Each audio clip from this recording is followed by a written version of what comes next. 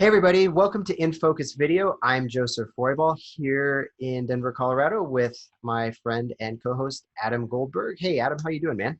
Hey Joe, good to see you this week. How's things? I'm good here. Good, man. Good. Yeah, just Denver, sunny, always sunny in Nice. Denver. Yeah. And yeah, how are things going for you out there? Good. No complaints. Life is good. So summer here in Atlanta, keeping busy and just enjoying summer. Nice, man. Yeah. Well, cool. Well, so yeah, I don't know. I was gonna say I just got back in town, so this is fun to kind of get going here again on another episode. And this one I think is gonna be a fun one. I'm excited to talk about this week's episode, and this is going to be a two-part series. So involving a bit of editing and night photography. So I thought that'd be pretty fun.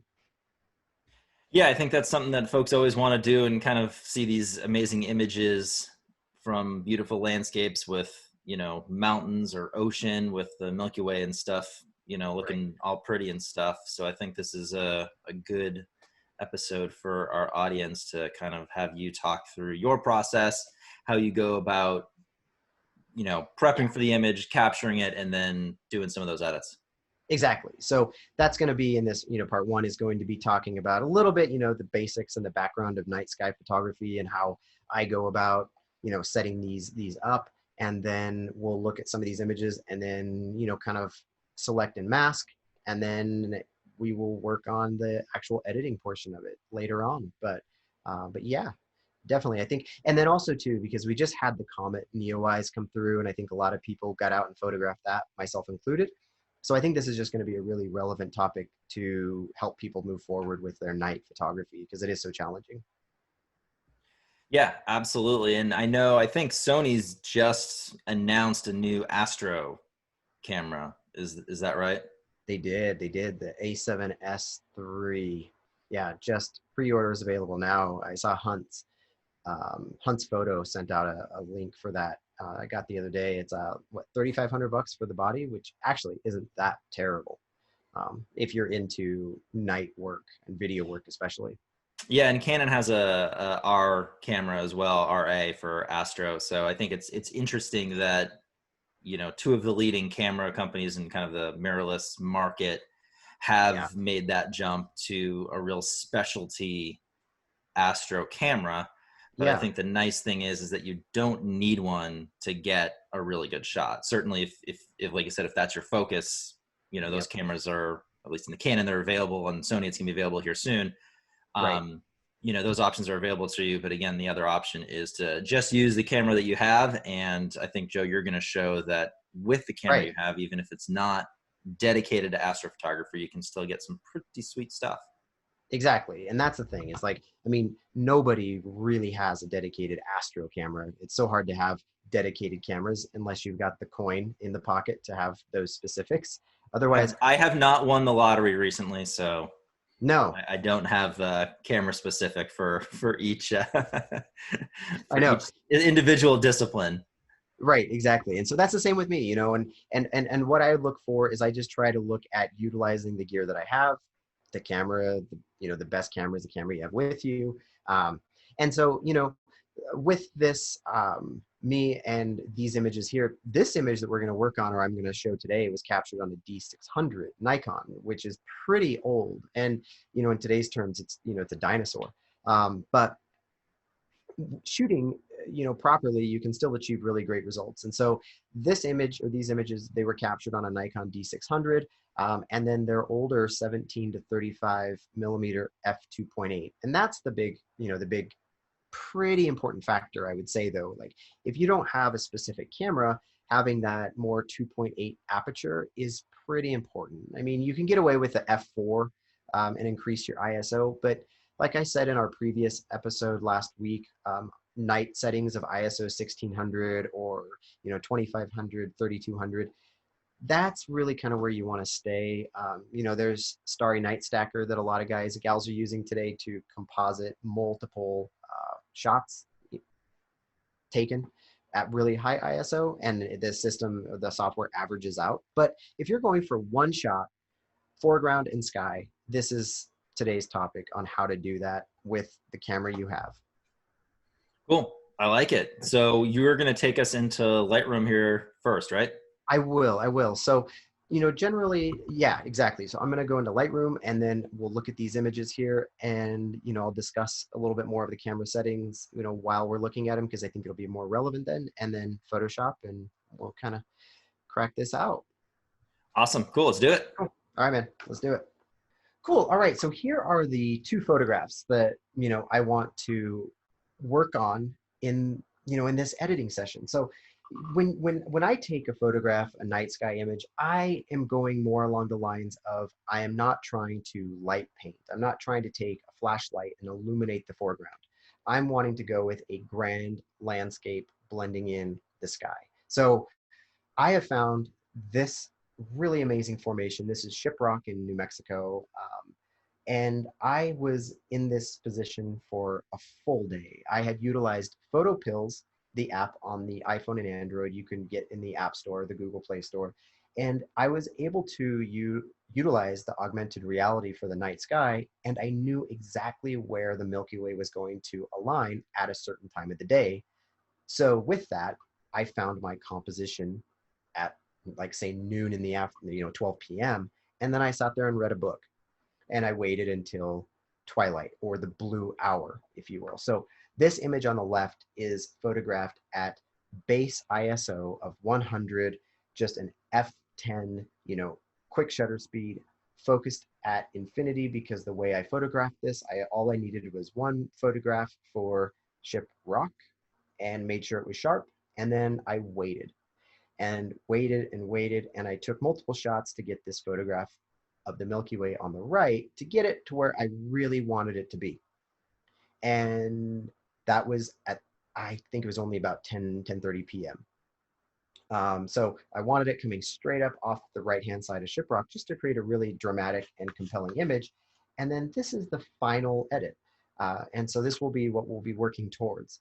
But in today's first round is going to be how to take, images of your blue hour, which is right after the sun goes down, and then taking your night sky photography or photograph and putting them together. Yeah, no, So, I think this will be great. And, it sounds like for what you were really doing here, it was important to have a pretty sturdy tripod too, because like you said, you didn't want this camera to move at all, because like I said, you had been taking photos earlier in the day and, yeah, got to read some books, which is always exactly. a nice bonus of landscape photography when you get that downtime. But, for whatever time from when you hit this kind of blue hour twilight to when that Milky Way is really rising nicely behind Shiprock, you didn't want anything to bump that camera or move it in any way. Correct. And so that's the other thing here. Thanks for mentioning that. So really, so this is one of the key components, is you do not move your camera or your tripod. So I took this photograph, on the left, I said it, twilight, right after the blue hour, right when the sun goes down.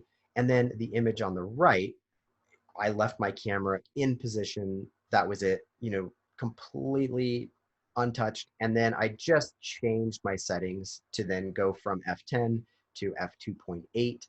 And then I went and I went to manual mode instead of aperture priority. And I went to ISO 2500, 3200 at 20 seconds on this image on the right. So f2.8, 20 seconds, ISO 3200. Cool. Gotcha. Thanks for sharing that. Yep, you bet. And so with this though, so these two photographs here, the only things, unless I really need to do some adjustments in Lightroom, but for this here, that actually looks pretty good. What I'm really going to do is, on both of these images here, all I like to do and make sure I do is the chromatic aberration in the develop module, and then also doing, the profile corrections on these two. And so I just like to make sure I mention that. And so just double checking these two and making sure those are done. And then I open them in Photoshop with the right click and edit in, open as layers. And then that will then open these two photographs in Photoshop, which will be our next step here. Yeah, So no, let's that's do good. that. And those two kind of like lens correction things, the chromatic aberration and the lens profile are under the lens Right. correction tab They are. in Lightroom. So if you don't see that available on your panel on the right hand side, you can go to view at the top and make sure that Exactly. that's there. But I think it's there by default in the panel.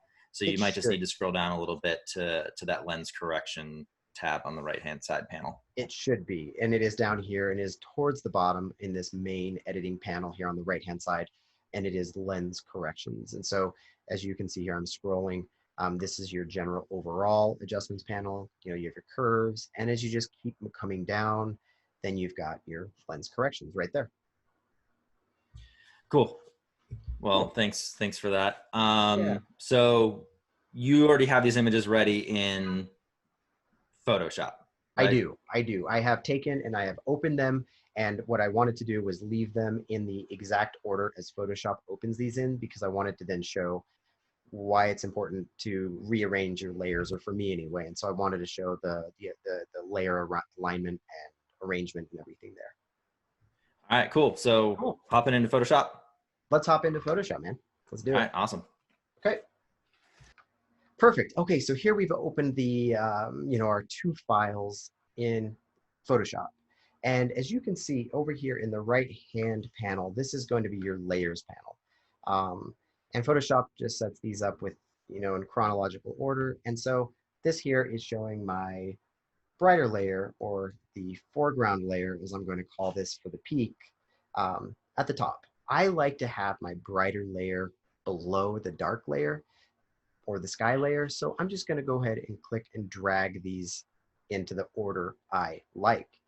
And let's go ahead and select both of these guys by shift clicking or command control click on the layers that you want, and going up to edit, auto align. Because what we want to do is we want to make sure that, as Adam and we were talking about, you don't want to move your camera at all. Things happen, you might bump it. But the idea here is that if you've done a little shifting, this is where Photoshop is going to catch any of those misalignments, and it's going to take and just align the peaks together, so then you can blend them together. So auto align, and then going with auto on your projection, and okay, don't worry about vignette or geometric. This is going to do that script. It's just going to take and it's going to put these two together, and there you go. You've got them side by side, top and bottom, and you can now, on layer visibility, check each one of those. So Looking good. looking good, eh? So the next step here really is, how do we take and how do we put the sky on top, or with this foreground here, the twilight hour, the blue hour that I photographed this scene here, how do I put them together? How do we get a real simple click, click, click, and be done with it? So that's where Photoshop has this really amazing, if you will, like tool, and it's just called select and mask. And so let's go up to the top. We have our layer of 3805, or our foreground layer selected. Let's go up to select, select and mask. This is going to open up our masking panel, or our masking window. And so everything in red here is set as, this is going to be, everything is a mask right now. But what we want to do is we want to take and, if you will, eliminate the sky from this. And so looking at this window here, this upper guy is going to be our quick selection tool. This next is going to be our refine tool. It's going to help us fix anything that the first one does not catch. Up in this section of the window, of the panel. So off in this right-hand side though, this is where I like to have these settings. So selecting overlay of all of them here, I do prefer overlay. Radius, 1 or 2 or 3 pixels. I like just 1, generally works really well, and that's just kind of the cutoff line, if you will. It just really gives a sharper, cleaner, just cutoff on when we mask it. Smoothness, feather, contrast, shift edge. Don't worry about these right now. We don't want to worry about any of that. It's not necessary. We don't want to smooth anything. We want this to be a really hard line. The big guy here, though, is selection. Make sure that you have this set to selection, because then it'll set up to where we can then save it, and that will be the next step. So coming into this guy here, making sure that you have this top selected. Let's increase our brush size a little bit. I'm going to just click and drag through the frame, left to right left, doesn't matter, but you'll see how Photoshop here does a really great job of picking a hard line. I mean, it got almost everything with one It got click. it all for the most part. So you see this little area in here where you can't really, you kind of see it's like, hey, it missed a little bit of the foreground of the sky. It kind of mixed it up. So, coming up, selecting on a refine edge, let's go ahead and let's get that guy. And Photoshop is going to know that this is what we want to get rid of just by clicking on it. And clean that up nice. Clean that up really nice. Just a simple little click there. Let's clean this up out of this area here. And it's so smart that if it, for example, missed some of the peak and this were black in this area, if you just click on that, it's going to know that you want to add more of the mask.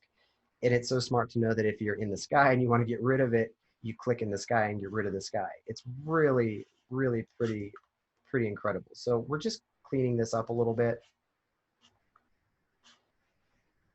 getting rid of that area there. Yeah, I mean, I think this too goes kind of into the detail that it takes really to edit an image and have it be really, really sharp is kind of this attention to detail of Exactly. Making sure that, okay, it didn't miss anything. Because I mean, this is something that you could easily just kind of gloss over and be like, it's good enough.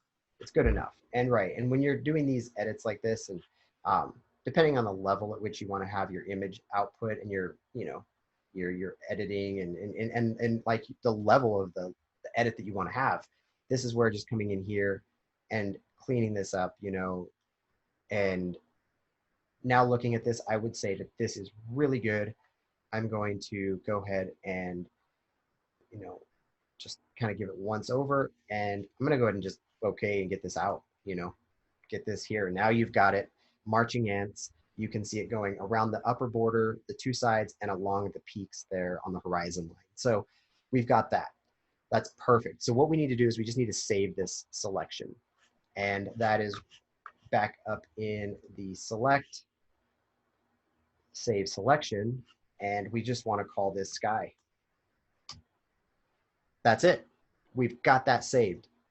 And the beauty, and this is the next step, and this is kind of one of those things we're going to cover, I'll talk about it now, but when you come over and you click on channels, you see that you have sky down here. And so what we've done is we've created a new channel. And so now if we ever lose this in here, so if I do Command D or Control D, that's going to deselect that selection, that sky. If we ever need to bring that back, coming over into channels, coming down and doing Command or Control clicking, that's going to just reapply it to the photograph right where we need it. And that's exactly what we need and what we want. So with that selected, the sky, I'm going to go ahead and just overlay this guy here. And now you see the sky, you see the marching ants really well, and it's going to be just a click. That's all you do. You just simply click on the add vector mask down here at the bottom. So I'll redo that here just to kind of recap that. But that is just throwing on and getting rid of the, that foreground and blending the two together. And now though is when we have to then go through and do more of that fine tuning. But so stepping back here, I'm going to just go up to my history panel. Let's go back to this step right here. We've got our selection. We have our foreground selected. I'm sorry, we're going to select our sky. And now with the marching ants selected in the sky, we have our sky layer selected here, 821. You come down here to the vector mask or the mask right here, and simply clicking on this is going to remove that foreground of the sky image and put in that foreground layer of our blue hour image. So that is a select and mask, and also how to blend, these two. And this is just really like kind of like step one. And now comes the editing portion of that. And so what we'll do in the next video is talk a little bit about how we can take and, I'm going to zoom in here, but cleaning up this edge line here that didn't get picked up perfectly, and then, Yeah, I think that's a good point, because you kind of look at this and it does look like it's photoshopped, for lack of a better term. So I think it'll be great next week when you kind of talk through how to kind of refine some of this, so that way you've taken this step and now you're taking kind of your editing to the next level of from something that's photoshopped to really a blended image that works well together. Exactly. And that's going to be a little more in depth next week. But I'm excited for that because, like I said, so much of this is based on, so many photographers today, we love night work, and I love it. And it's just knowing how to make these look real, because like you said, you don't want it to look hacked or photoshopped specifically. You want it to look like how the human eye sees it when you're there standing in person. So I think, every image is photoshopped. You just don't want it to look like that. You want it to look like the piece of art that you're intending it to look like. Yep, exactly. Just like your architectural work, just like my landscape work, even portraits, there's a lot of touch-ups and things that go into that too. And it's just really kind of, you want it to look natural, and that's what we're going for. In my landscape work, I really aim for natural and real. Just as if someone were to be standing there, they wouldn't think that I stretched these peaks and I made them look fake, or I did some weird stuff, so. But so we'll talk about that another time, but back to this, and then we can kind of start to wrap things up for our audience. But I think the nice thing about this is that this worked well for the night sky, and this technique can really work to replace any skies, daytime or anything. Absolutely. So absolutely. So I'm going to go ahead and do a stop share here, get out of my, my sharing of the screens. Cool. Come back to us. Back to us. Thanks, Joe. That was really fun and cool to listen to. Yeah, man. You bet. Yeah. And these are, these are over the years of just me trial and error, spending a ton of time doing it previously. And now I've gotten, to this point and learning it better. So next week we'll go into some of my secret tips, if you will. Ooh, secret tips. That sounds secret tips. That sounds like it's an episode that folks are going to have to tune in for. I think so. All right. Cool, man. Well, dude, this was great. Thanks so much. No, thanks for talking through it. I appreciate it. And hopefully this is something, again, that's useful for our audience. Again, while this was a focus was on night photography and replacing that sky, something that you could use for really any sky replacement. That select and mask tool is a pretty powerful tool within Photoshop. Yeah. I remember, Adam, you did a little tutorial on it a year or two ago, I think, for some architectural work on how to like mask in a different sky. And then it still must, like, I don't know, sometimes people are using the Luminar now, Luminar 4 to do some of that. But like, this is the way of, from my knowledge, is kind of how you used to do it. And I use luminosity masks, and that can work with it too. But I just love a simple, select and mask. It works so well. Yeah, it gives you that control for sure. So it's nice. It does. Yep. Cool. Well, is that it? We good? That's it. That's it for me here today. Just let you get going, and I'll get back to work and doing the things that we do. Sounds good. Well, thanks everyone as always for tuning in. We truly do appreciate it. You're watching us on YouTube at In Focus Videocast.